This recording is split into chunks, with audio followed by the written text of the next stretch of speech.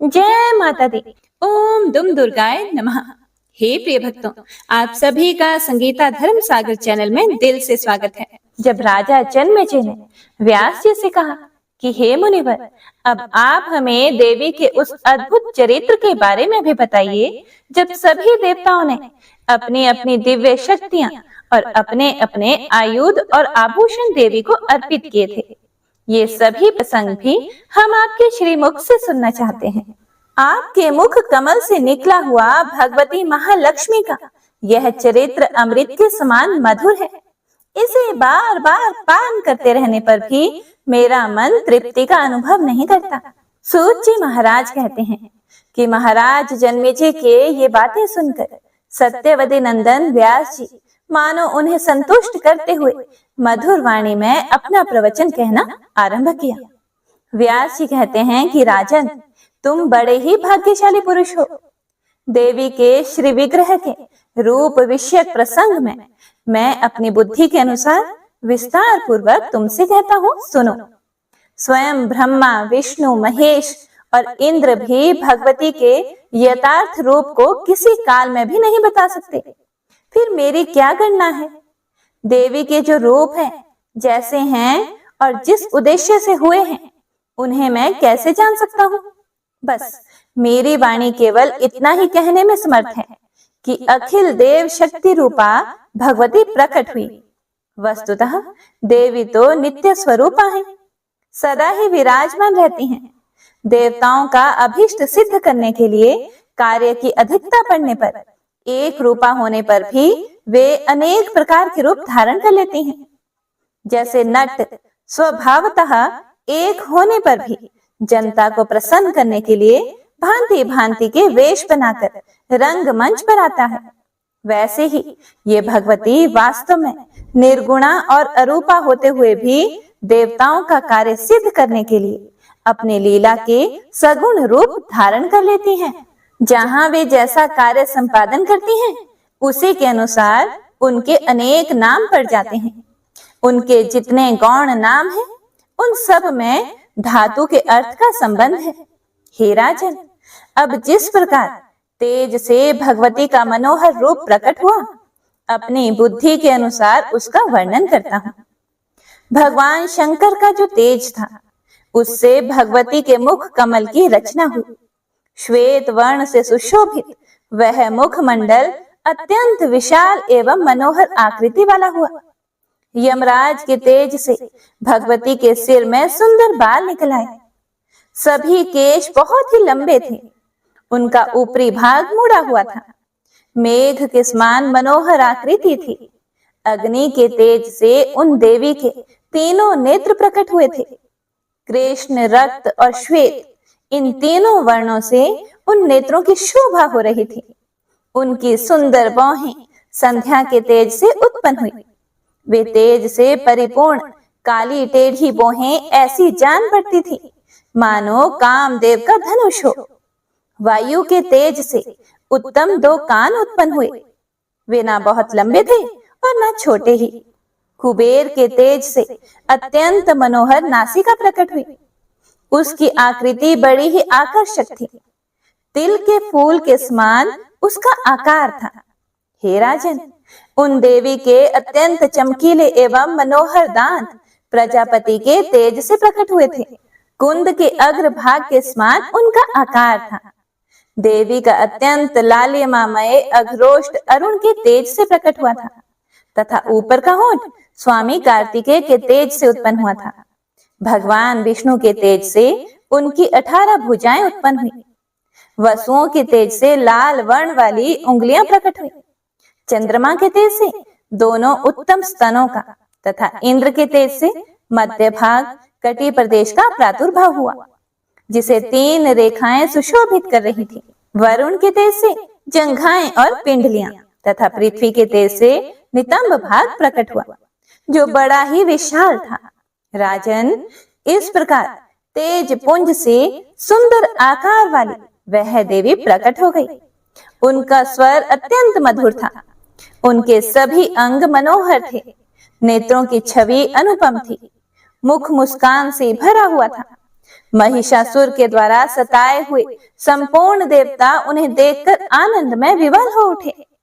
तब भगवान विष्णु ने समस्त देवताओं से कहा, अब देवता लोग इस देवी को अपने सभी प्रकार के आभूषण और आयुध प्रदान करें। इस अवसर पर संपूर्ण देवता तुरंत अपने आयुधों से परम तेजस्वी विविध प्रकार के अस्त्र शस्त्र निकालकर इस देवी को अर्पण कर दें।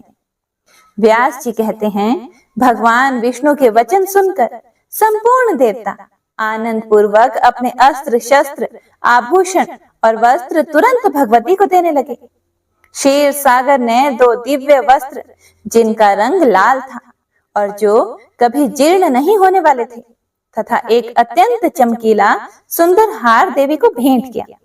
साथ ही उन्होंने दिव्य चूड़ामणि जिसकी चमक करोड़ों सूर्यों के तेज को परास्त कर रही थी, 2 कुंडल और सुंदर कड़े देवी को अर्पण किए।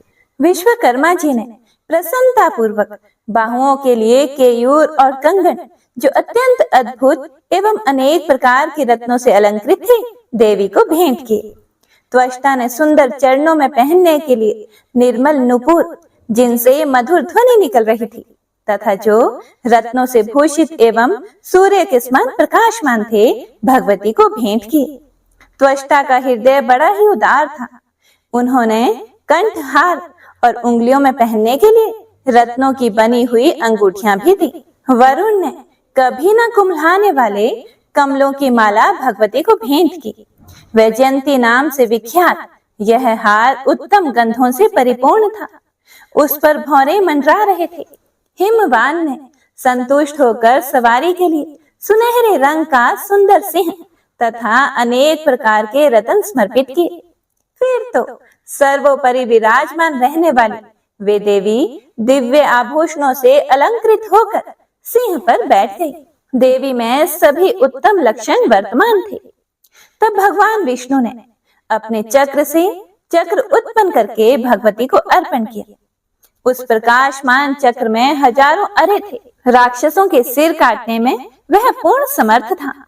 भगवान शंकर ने अपने त्रिशूलों में से एक त्रिशूल निकालकर देवी को भेंट किया।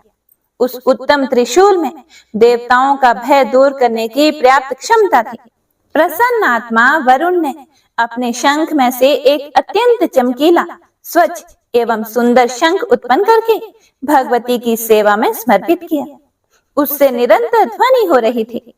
अग्निदेव का मन प्रसन्नता से खिल उठा था। उन्होंने एक शक्ति तथा दानवी सेना का संहार करने में कुशल एक सुंदर शतग्नि भगवती के सामने उपस्थित की। पवन देव ने बाणों से परिपूर्ण तरकश और एक अद्भुत दिखने वाला धनुष देवी को भेंट किया। वह धनुष अत्यंत दुर्धर्ष था। उसकी टंकार बड़ी ही तीखी थी। इंद्र ने अपने वज्र से उत्पन्न करके वज्र और ऐरावत हाथी से उतारकर एक अत्यंत सुंदर एवं श्रेष्ठ शब्द वाला घंटा तुरंत देवी को अर्पित कर दिया। संहार का अवसर उपस्थित होने पर संपूर्ण प्राणियों का नाश करने के लिए यमराज जिसका प्रयोग करते थे उसी काल दंड से प्रकट हुआ एक दंड उन्होंने देवी को अर्पण किया। ब्रह्मा जी ने गंगा जल से भरा हुआ दिव्य कमंडलू तथा वरुण ने प्रसन्नता पूर्वक एक पाश इन देवी को निवेदित किया। हे राजन, काल ने इन्हें ढाल और तलवार दी। विश्वकर्मा द्वारा इन्हें अत्यंत तेज धार वाला फरसा प्राप्त हुआ। कुबेर ने मधु से भरा हुआ सोने का पान पात्र तथा वरुण ने मन को मुग्ध करने वाला कमल के फूल का दिव्य हार देवी की सेवा में उपस्थित किया। त्वष्टा ने प्रसन्न होकर भगवती को कौमोद की गदा भेंट की। उस गदा में शब्द करने वाली सैकड़ों घंटियां लगी थी। उसके प्रहार से राक्षसों का कचुम्बर निकल जाता था। साथ ही उन्होंने अनेक प्रकार के अन्य बहुत से अस्त्र तथा एक अभेद्य कवच भी भगवती को अर्पण किया। सूर्य ने जगदम्बा को अपनी किरणें प्रदान की। जब कल्याणमयी भगवती आभूषणों से अलंकृत होकर हाथ में आयुध लिए हुए विराजमान हुई, तब त्रिलोकी को मुग्ध करने वाले उनके दिव्य दर्शन पाकर देवता उनकी स्तुति करने में संलग्न हो गए। देवता बोले, शिवा, कल्याणी, शांति, पुष्टि एवं रुद्राणी नाम से प्रसिद्ध दिव्य स्वरूप धारण करने वाली भगवती जगदम्बा को निरंतर प्रणाम है। जो काल रात्रि, इंद्राणी, सिद्धि, बुद्धि, वृद्धि तथा वैष्णवी नाम से विख्यात हैं, उन भगवती अम्बा को निरंतर नमस्कार है। जो पृथ्वी के भीतर व्याप्त हैं, किंतु पृथ्वी जिन्हें जान नहीं सकती, तथा जो पृथ्वी के अंतर में विराजमान होकर सदा शासन करने में संलग्न है, उन भगवती परमेश्वरी को हम बारंबार प्रणाम करते हैं। जो माया के अंदर प्रविष्ट होते हुए भी उससे अज्ञात हैं तथा अंतःकरण में रहकर उसे प्रेरणा करने में उद्यत रहती हैं, उन कल्याण स्वरूपिणी अजन्मा भगवती जगदम्बा को हम प्रणाम करते हैं। हे माता, शत्रु से हम महान दुखी हैं, आप कल्याणदायिनी बनकर हमारी रक्षा कीजिए। अत्यंत दुराचारी महिषासुर को अपने तेज से मोहित करके उसे परास्त करने का शीघ्र प्रबंध कीजिए। उस नीच, मायावी, भयंकर एवं अभिमान में चूर रहने वाले दानव को कोई स्त्री ही मार सकती है। यह मूर्ख अनेक प्रकार के वेश बनाकर संपूर्ण देवताओं को दुख पहुंचाया करता है। भक्तों पर कृपा करने वाली देवी, इस अवसर पर समस्त देवताओं के लिए केवल आप ही शरण हैं। आपको बारंबार नमस्कार है। दानव द्वारा सताए गए हम देवताओं की आप रक्षा करें। व्यास जी कहते हैं, इस प्रकार देवताओं की स्तुति करने पर संपूर्ण सुख प्रदान करने वाली महादेवी का मुखमंडल प्रसन्नता से खिल उठा। देवताओं के प्रति वे मंगलमय वचन कहने लगे।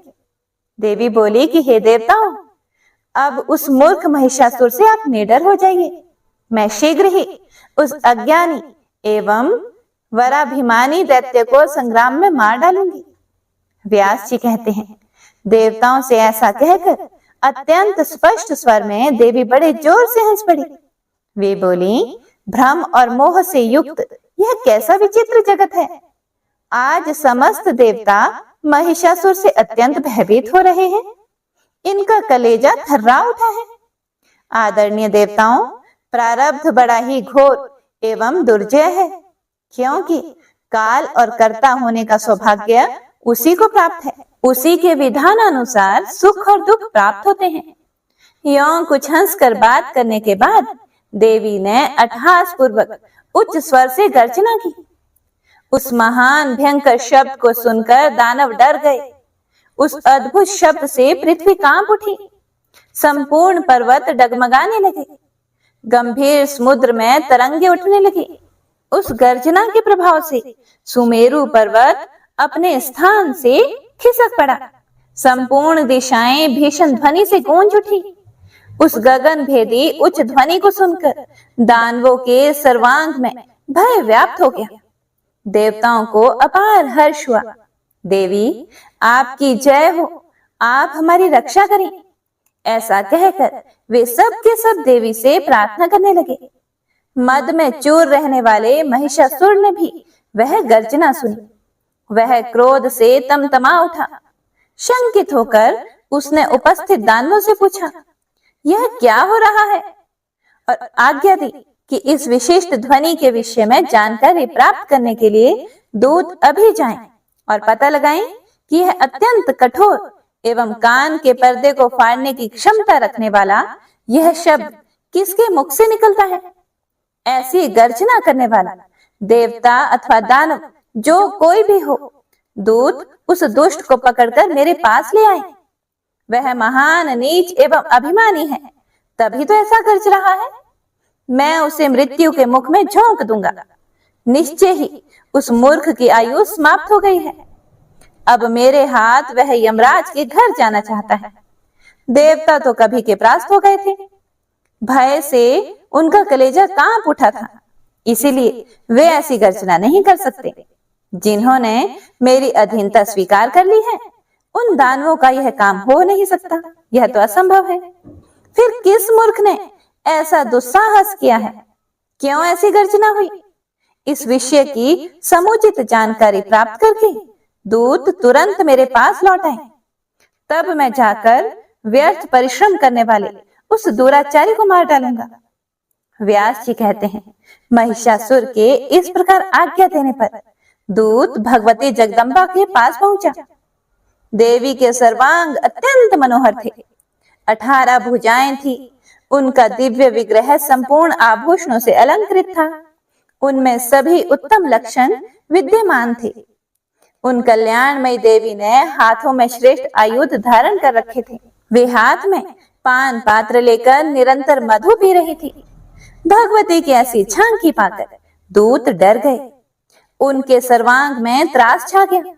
अत्यंत शंकित होकर वे वहां से लौट पड़े और शीघ्र महिषासुर के पास उपस्थित होकर उन्होंने गर्जना का कारण व्यक्त करना शुरू कर दिया। दूत बोले, हे दानेश्वर, हमने एक सुंदर स्त्री देखी है। उस देवी के सर्वांग तारुण्य से खिल उठे हैं। उसने संपूर्ण अंगों में आभूषण धारण कर रखे हैं। अखिल रत्न उसके शरीर की शोभा बढ़ा रहे हैं। उसका विलक्षण रूप बड़ा ही आकर्षक है। ना वह मानवी जान पड़ती है और ना ही आसुरी। उस श्रेष्ठ स्त्री के 18 भुजाएं हैं। हाथों में अस्त्र शस्त्र लेकर वह विशाल सिंह पर सवार है। उसके सभी अंगों से अभिमान टपक रहा है। हमारे देखने में वही ऐसी गर्जना कर रही है। इच्छा अनुसार वह मधु का पात्र उठाकर अपने मुंह में उड़ेला करती है। हमारी समझने से उसका अभी विवाह नहीं हुआ है। देवता बड़े उत्साह के साथ आकाश में स्थित होकर उसकी स्तुति कर रहे हैं। वे कहते हैं कि देवी, आपकी जय हो। आप हमारी रक्षा करें और शत्रु को परास्त कर दें। हे प्रभु, मैं यह नहीं जान सका कि वह श्रेष्ठ स्त्री कौन है और किसके साथ उसका विवाह हुआ है। इस सुंदरी के यहाँ आने का क्या कारण है और यह क्या चाहती है। उसके शरीर से इतना प्रकाश निकलकर फैल रहा है कि उधर ताकने में भी हम असमर्थ हो गए थे। उसके सभी श्रृंगार वीर रस के हैं। उसका मुख मुस्कान से भरा हुआ है। अद्भुत रस वाली वह सुंदरी नारी भयानक प्रतीत हो रही है। उसका ऐसा रूप देखकर हम बिना बात किए ही लौट आए हैं। हे राजन, हम आपके आज्ञाकारी हैं। अब इसके बाद क्या करना चाहिए। महिषासुर ने मंत्री से कहा कि वीर, तुम मेरे प्रधानमंत्री हो। आदेशानुसार सेना लेकर जाओ। साम दाम आदि उपायों का प्रयोग करके उस सुंदर मुख वाली स्त्री को लाने का प्रबंध करो। यदि साम और दाम से वह आना नहीं चाहती हो तो तीसरे अस्त्र दंड का भी प्रयोग किया जा सकता है। हाँ, इतना ध्यान करना कि उसे कोई आघात ना पहुंचे। उस सुंदरी को सुरक्षित रूप में मेरे पास ले आना, क्योंकि कजरारे नेत्रों वाली उस नारी को मैं प्रसन्नता पूर्वक अपनी पटरानी बनाना चाहता हूँ। संभव है प्रेम का बर्ताव करने पर ही वह मृगनयनी आ जाए। तुम मेरी कामना पूर्ण होने में यथासाध्य यत्नशील बन जाओ। ऐसा करना जिससे रंग में भंग ना होने पाए। उसके सौंदर्य रूपी ऐश्वर्य को सुनकर ही मैं मोहित हो गया हूँ। व्यास जी कहते हैं, महिषासुर के मधुर वचन सुनकर उसका प्रधानमंत्री तुरंत हाथी घोड़े और रथों के साथ प्रस्थित हो गया। लेकिन मनस्वनी भगवती जगदम्बिका के पास जाने का उसका साहस नहीं हुआ। बहुत दूर खड़ा होकर ही वह कहने लगा। उसने नम्रता पूर्वक मधुर वचन में भगवती के प्रति मीठी वाणी में कहा कि हे महाभागे, मेरे स्वामी जगत विजयी हैं। उन्हें देवता तक नहीं मार सकते। मनुष्यों की तो बात ही क्या है। वे मधुर वचनों में पूछ रहे हैं कि तुम कौन हो और किस प्रयोजन से तुमने यहाँ आने का कष्ट उठाया है। हे सुलोचने, हमारे महाराज को ब्रह्मा जी वर दे चुके हैं। इसका उन्हें पूर्ण अभिमान रहता है। संपूर्ण दानव उनका शासन मानते हैं।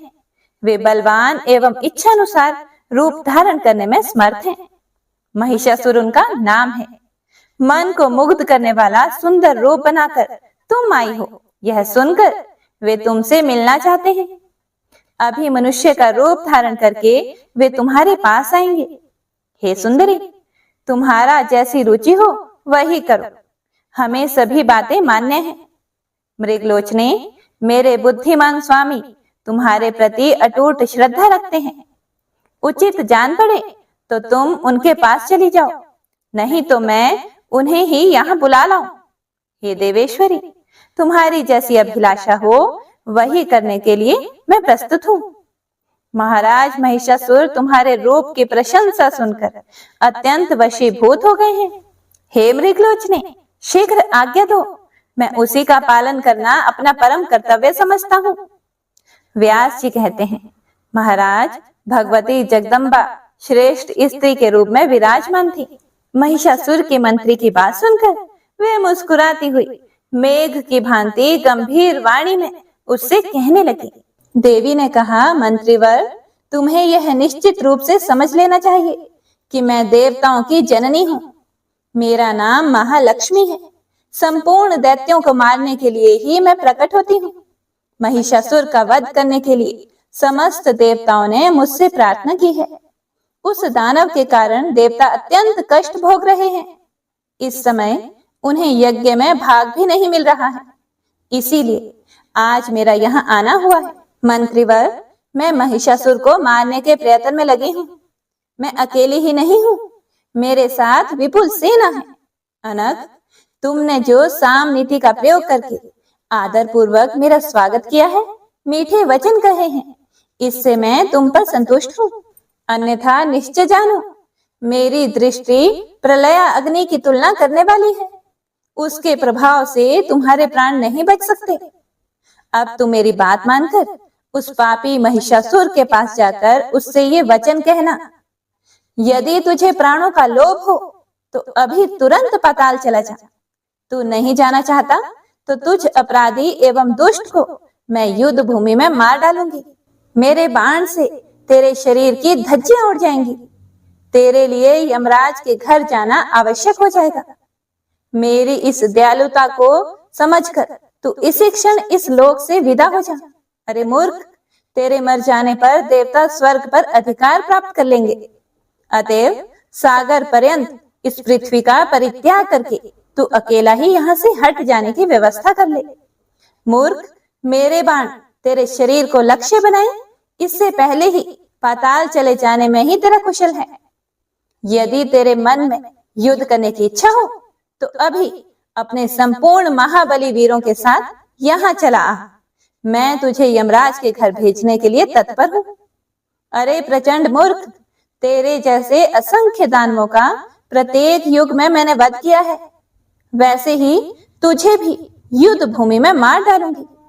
तू मेरे शस्त्र धारण को सफल कर दे। तू महान दुराचारी है।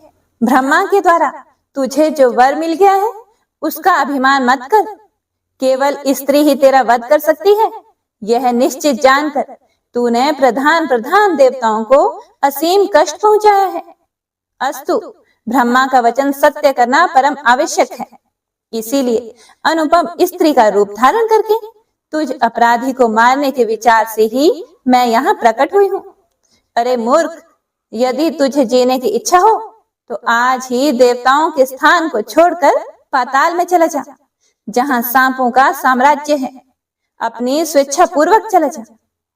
व्यास जी कहते हैं, महिषासुर का वह प्रधानमंत्री भी शूरवीर था। देवी की बात सुनकर उसने सार गर्भित उत्तर देना आरंभ किया।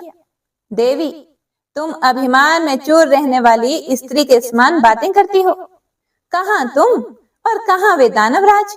भला इस प्रकार का अनुचित युद्ध कैसे हो सकता है? तुम अकेली स्त्री हो। अभी जवानी के प्रथम सोपान पर तुम्हारा प्रवेश हुआ है। तुम्हारे सभी अंग कोमल हैं। उन महिषासुर के शरीर की आकृति बड़ी ही विशाल है, इसीलिए बड़ी कठिनता से उनके साथ तुम्हारी मित्रता हो सकती है। महिषासुर के पास हाथी, घोड़े और रथों से परिपूर्ण अनेक प्रकार की सेना है। हे देवी, जिस प्रकार मालती के फूल को मसल डालने में गजराज को कुछ भी परिश्रम नहीं करना पड़ता, वैसे ही महिषासुर के हाथ संग्राम में तुम्हारा अंत हो जाए, इसके लिए उन्हें कुछ भी प्रयास नहीं करना पड़ेगा। हमारे राजा साहब देवताओं के महान शत्रु हैं, किंतु तुम में उनकी अटूट श्रद्धा है। अतः साम और दाम नीति का प्रयोग करके ही मैं तुमसे बातें करना उचित समझता हूँ। नहीं तो तुम मिथ्या भाषण करती हो। व्यर्थ के अभिमान में भरकर अपनी चतुरता दिखाती हो तथा रूप एवं यौवन का तुम्हें अभिमान हो गया है। यह मानकर मैं तुम्हें आज ही बाण के द्वारा मृत्यु के मुख में झोंक देता। तुम्हारे रूप में जगत के रूपों को तुच्छ करने की योग्यता है। इसे सुनकर मेरे महाराज मोहित हो गए हैं। उनकी प्रसन्नता के लिए ही तुम्हारे प्रति मेरे मुख से अत्यंत मधुर वाणी निकल रही है।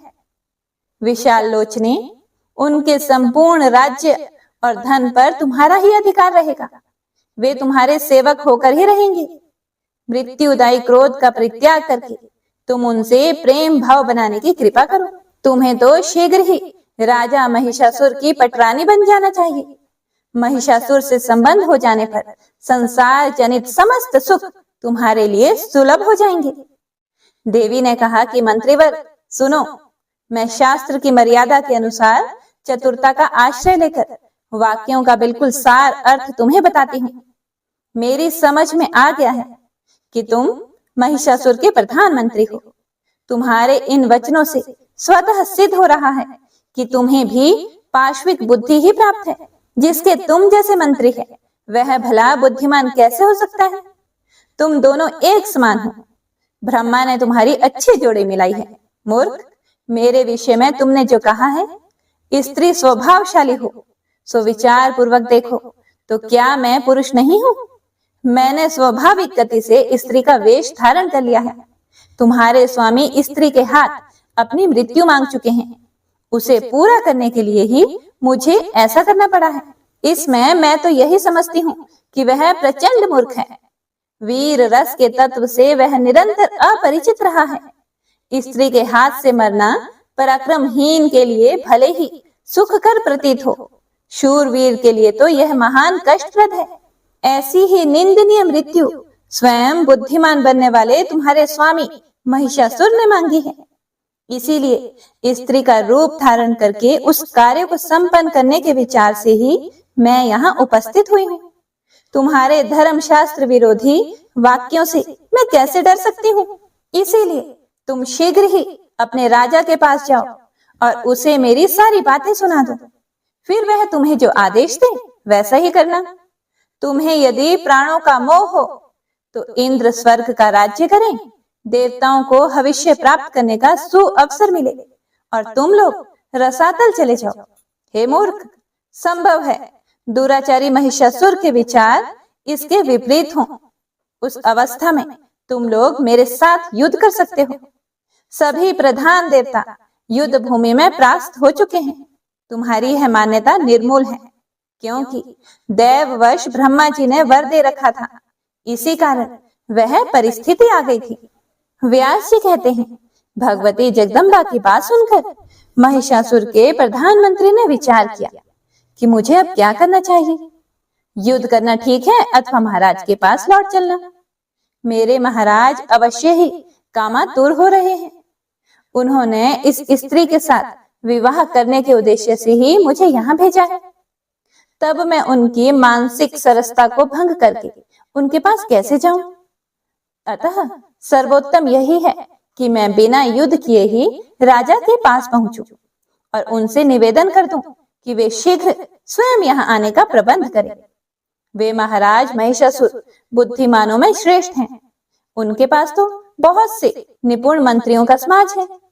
उनके साथ बैठकर वे कर्तव्य के विषय में निश्चित विचार कर लेंगे। सहसा इस स्त्री के साथ युद्ध करना मेरे लिए अनुचित है, क्योंकि हार और जीत दोनों ही स्थितियों में महाराज का अप्रिय होने की ही संभावना है।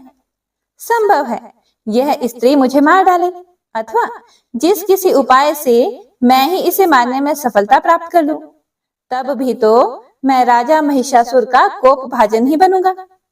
इसीलिए वहीं चलकर देवी की कही हुई सब बातें महिषासुर को सुना दूं। यही मेरे लिए हितकर होगा। फिर उनको जो रुचिकर लगे वही करें। व्यास जी कहते हैं, इस प्रकार सोच विचार करके बुद्धिमान मंत्री राजा महिषासुर के पास लौट आया और प्रणाम करके उनसे ऐसा कहना आरंभ किया। मंत्री ने कहा कि हे राजन, सिंह पर बैठी हुई वह देवी वस्तुतः बड़ी ही सुंदर है। 18 भुजाओं के कारण उसका विग्रह अत्यंत सुरमय प्रतीत हो रहा है।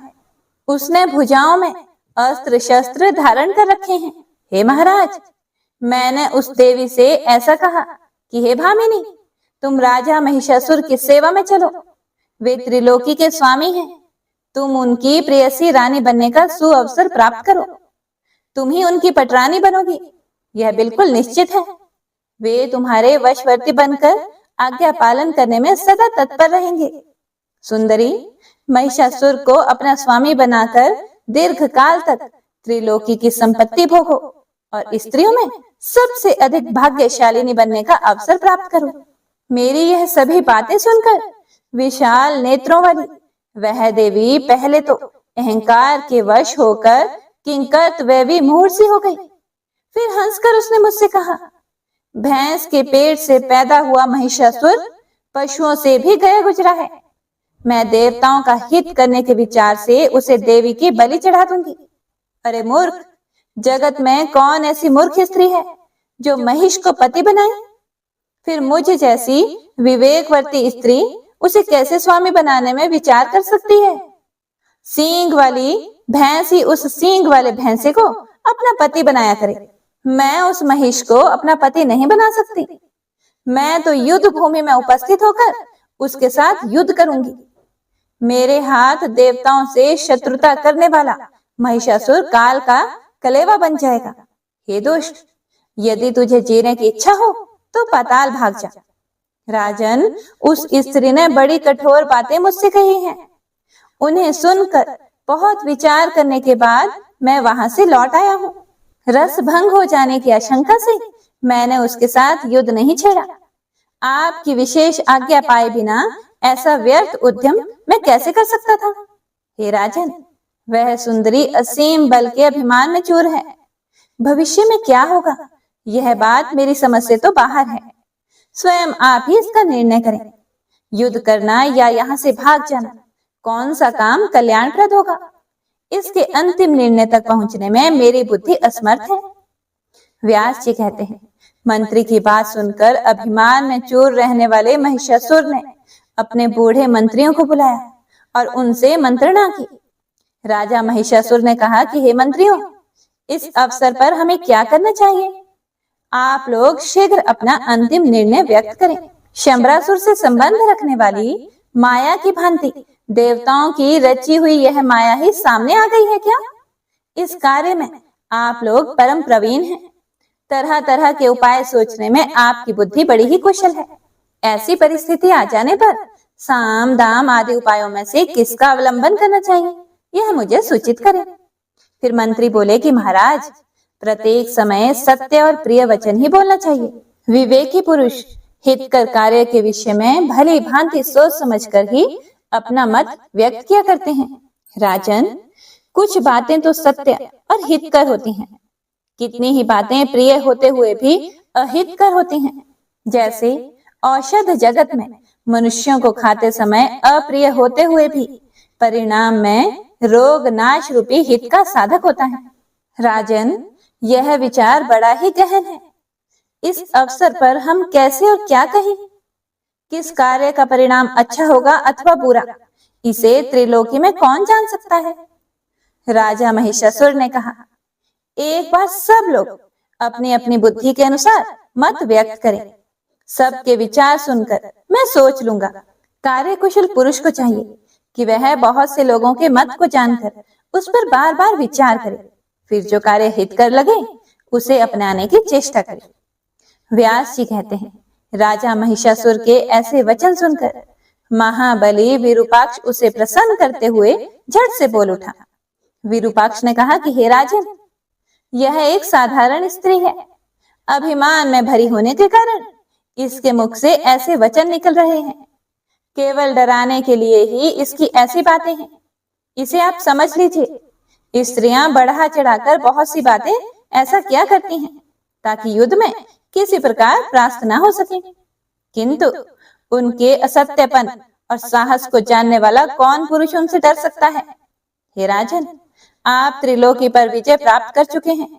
इस समय एक साधारण स्त्री से भयभीत होना आपके लिए बिल्कुल अशोभनीय है। हाँ, किसी दीनहीन को मारने पर वीर पुरुष को जगत में कलंक अवश्य लग सकता है। इसीलिए हे महाराज, मैं अकेले ही चंडी से युद्ध करने जा रहा हूँ। मैं उसे अवश्य ही मार डालूंगा। अब आप निर्भय हो जाएं। कुछ सैनिक मेरे साथ रहें। मैं अस्त्र शस्त्रों से सज धज कर जाऊंगा, जिससे प्रचंड पराक्रम वाली उस दुर्धर्ष स्त्री को परास्त कर सकूं। हे राजन, अब आप मेरा बल देखिए। सर्पमय रस्सियों से बांधकर उसे आपके पास ले आऊंगा। फिर तो वह सदा आपके अधीन होकर ही रहेगी। व्यास जी कहते हैं, विरूपाक्ष की बात सुनकर दुर्धर्ष ने उसके वचन का अनुमोदन किया। उसने महिषासुर से कहा कि हे राजन, बुद्धिमान विरूपाक्ष की वाणी बिल्कुल सत्य है। आप तो स्वयं ही विचार कुशल हैं। मेरी भी कुछ प्रिय बातें सुनने की कृपा करें। अनुमान करने से ऐसा लग रहा है कि इस सुंदरी को कामदेव ने मत डाला है। अपने रूप के अभिमान में प्रमद रहने वाली स्त्री प्राय ऐसा भाव बनाया करती हैं। उसकी हार्दिक इच्छा है कि डरा धमका कर आपको अपने वश में कर लिया जाए।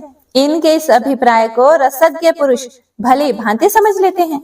हे महाराज, इस रहस्य को जानकर आपको भी रसयुक्त व्यवहार करना चाहिए। उसके लिए साम और दाम, ये दो ही उपाय सही हैं। यह सुंदरी क्रोध अथवा अभिमान में भरी रहने पर भी आपके अनुकूल हो जाएगी। उसी के समान मीठे वचनों का प्रयोग करके मैं उसे आपके पास ले आऊंगा। राजन, बहुत कहने से क्या प्रयोजन? उसे आपके वश में कर देना अब मेरे लिए परम कर्तव्य हो गया है। मैं अभी जाता हूँ और ऐसा प्रयत्न करूंगा कि वह स्त्री दासी की भांति निरंतर आपकी सेवा में तत्पर हो जाए। व्यास जी कहते हैं, विरूपाक्ष की ऐसी बातें सुनकर रहस्य के पूर्ण जानकार ताम्र ने महिषासुर से कहा कि राजन, आप मेरी कुछ बात सुनने की कृपा करें। मैं प्राण युक्त धार्मिक बात कहता हूँ, जो रस और नीति से भी संयुक्त है। यह स्त्री पूर्ण विदुषी जान पड़ती है। काम से आतुर होकर आपसे प्रेम करने के लिए इसका आगमन नहीं हुआ है। महाबाहो, बिना किसी सहायक को लिए एक नव युवती स्त्री ने आने का साहस किया है। यह कैसी विचित्र बात है। मन को मुग्ध करने वाली इस देवी का रूप भी बड़ा ही विलक्षण है। त्रिलोकी में किसी ने भी 18 भुजा वाली स्त्री को न कभी सुना और ना ही देखा है। हे राजन, जितनी भुजाएं हैं उतने ही सुदृढ़ आयुधों को भी इसने धारण कर रखा है। मेरी समझ से तो ये सारी बातें काल की करतूत हैं। अब निश्चय ही कुछ प्रतिकूल घटनाएं घटने वाली हैं। मैंने रात में स्वप्न में अनिष्ट सूचक ही देखा है। इससे मुझे जान पड़ता है कि अब यमराज का डेरा यहाँ जम गया है। रात बीत चुकी थी, उषा काल हो गया था। उसी समय मुझे स्वप्न में दिखाई पड़ा, घर के आंगन में काले रंग की साड़ी पहने हुए कोई स्त्री विलाप कर रही है। यह मृत्यु सूचक स्वप्न विचारणीय है। रात में भयंकर पक्षी घर घर घूमकर रो रहे हैं। इससे मैं जानता हूँ कोई भयानक अनिष्ट का कारण अवश्य उपस्थित होने वाला है। परिणाम भी दृष्टिगोचर हो रहा है, जो कि वह स्त्री युद्ध करने के लिए निश्चित विचार करके आपको बुला रही है। हे राजन, यह स्त्री ना मानुषी है, ना गांधर्वी और ना ही आसुरी। इसे देवताओं की रची हुई माया समझना चाहिए। मोहित करना इसका स्वाभाविक गुण है। इस अवसर पर मन में कायरता लाना अवश्य ही अवांछनीय है। जो कुछ भी हो, युद्ध करना ही समुचित है। जो होना है वह तो होकर ही रहेगा। प्रारब्ध से संबंध रखने वाले अच्छे अथवा बुरे फल को कौन जान सकता है। इस विषय में सभी अनभिज्ञ हैं। इसीलिए मेधावी पुरुष को चाहिए कि विचार पूर्वक धैर्य धारण करके स्थिर बना रहे। राजन, मनुष्यों के जीवन और मरण के विषय में दैव का अमिट शासन चलता है। त्रिलोकी में कोई भी ऐसा पुरुष नहीं है जो उसे विफल करने में समर्थ हो सके। महिषासुर ने कहा, महाभाग ताम्र, तुम युद्ध करने के लिए निश्चित विचार करके जाओ। उस स्वाभिमानी सुंदरी स्त्री को धर्म पूर्वक परास्त करके मेरे पास ले आना। यदि वह सुंदरी युद्ध भूमि में तुम्हारी अधीनता ना स्वीकार करे, तब भी उसको तुरंत मार डालना अनुचित होगा। फिर किसी दूसरे ही प्रयत्न से उसे वश में करने की चेष्टा करनी चाहिए। अजी, तुम तो सर्व ज्ञान संपन्न वीर पुरुष हो। काम शास्त्र में भी तुमने सर्वोत्तम योग्यता प्राप्त की है। जिस किसी भी उपाय से उस सुंदरी को वश में कर लेना परम आवश्यक है। वीर, हे महाबाहो, तुम अभी एक विशाल सेना साथ लेकर वहां पहुंचो। जाकर बार बार विचार करके उसके हार्दिक अभिप्राय को समझने की चेष्टा करना। काम अथवा वैर किस उद्देश्य को लेकर वह यहाँ आई है, यह जानना बहुत ही आवश्यक है। अथवा वह किसकी माया है, सर्वप्रथम यह निश्चय करके उसके अभिलेषित कार्य पर विचार करना चाहिए। इसके पश्चात अपनी योग्यता और बल के अनुसार युद्ध करना समुचित है। कायरता और निर्दयता दोनों ही बिल्कुल अवांछनीय हैं। उसके मन के अनुसार ही तुम्हें भी व्यवहार करना चाहिए। व्यास जी कहते हैं, ताम्र का मस्तक मृत्यु का आसन बन चुका था। उसने महिषासुर की बातें सुनकर सेना को साथ लिया और उसे प्रणाम करके वह युद्ध के लिए चल पड़ा। जाते समय मार्ग में उस दुरात्मा दानव को यमराज के पथ को प्रदर्शित करने वाले बहुत से भयंकर अपशकुन दिखाई पड़े। उसका मन भय और चिंता से व्याकुल हो गया। आगे बढ़ने पर ताम्र ने उन भगवती को देखा। उस समय देवी सिंह पर सवार थी। संपूर्ण देवता उनकी स्तुति कर रहे थे। समस्त आयुधों से उनकी अनुपम शोभा हो रही थी। ताम्र साम नीति का प्रयोग करके विनीत बनकर सामने खड़ा होकर नम्रता पूर्वक मधुर वाणी में भगवती जगदम्बा से कहने लगा कि हे देवी, मस्तक पर सुंदर सींग धारण करने वाले दैत्य के सरदार महिषासुर तुम्हारे रूप और गुणों पर अपने को न्यौछावर कर चुके हैं। तुमसे अपना विवाह करने के लिए उनकी हार्दिक अभिलाषा है। हे विशाल नेत्रों से शोभा पाने वाली सुंदरी, महिषासुर देवताओं के लिए भी अजय है। तुम उनका मनोरथ पूर्ण करो। हे देवी, तुम्हें इतने आयुध धारण करने की क्या आवश्यकता है? कमल जैसे कोमल ये तुम्हारे हाथ पुष्पों के गेंद पकड़ने योग्य हैं। बहुरूपी धनुष के रहते हुए इस धनुष की क्या आवश्यकता रह जाती है? तुम्हारे कटाक्ष अचूक बाण हैं, फिर इन लौकिक बाणों से क्या प्रयोजन है? संसार में युद्ध को दुख का मूल कारण समझा जाता है। इस रहस्य के जानकार मनुष्य को युद्ध नहीं करना चाहिए। लोभासक्त अनुरागी व्यक्ति ही परस्पर लड़ते भिड़ते हैं। पुष्पों के द्वारा भी मारपीट करना अवांछनीय है। फिर तीखे तीरों से युद्ध करने की तो बात ही क्या है? क्योंकि अपने अंगों का छिद जाना किसी के लिए भी प्रसन्नता का कारण नहीं बन सकता। इसीलिए हे सुंदरी, तुम्हें कृपा करनी चाहिए। देवता और दानव सभी हमारे महाराज का सम्मान करते हैं। तुम उन्हें अपना स्वामी बना लो। वे तुम्हारे संपूर्ण मनोरथ पूर्ण कर देंगे। सब प्रकार से तुम उनकी पटरानी बनकर रहोगी। इसमें किंचित मात्र भी संदेह नहीं है। हे देवी, मेरी बात मानो, इससे तुम्हें सर्वोत्तम सुख सुलभ होगा। यह निश्चित है कि युद्ध भूमि में कष्ट भोगने के पश्चात विजय हो जाना संदेह से मुक्त विषय नहीं है। सुंदरी, तुम्हें राजनीति का सम्यक ज्ञान है। हजारों वर्षों तक संपूर्ण राज्य सुख भोगने की कृपा करो। तुम्हारा भावी सुशील पुत्र इस राज्य का उत्तराधिकारी होगा। इसीलिए जवानी में भोग विलास करने के पश्चात बुढ़ापे में भी तुम सुख से जीवन व्यतीत करोगी। व्यास जी कहते हैं, ताम्र की ये बातें सुनकर भगवती का मुखमंडल मुस्कान से भर गया। मेघ की भांति गंभीर वाणी में वे उससे कहने लगी। इसके आगे ताम्र से देवी ने जो कुछ भी कहा उसका वर्णन आप अगले अध्याय में सुनेंगे। ओम दुम दुर्गाय नमः। ओम नमः शिवाय। आज का अध्याय यहीं समाप्त होता है। माता रानी का आशीर्वाद आपके साथ सदा सर्वदा बना रहे। जय माता दी।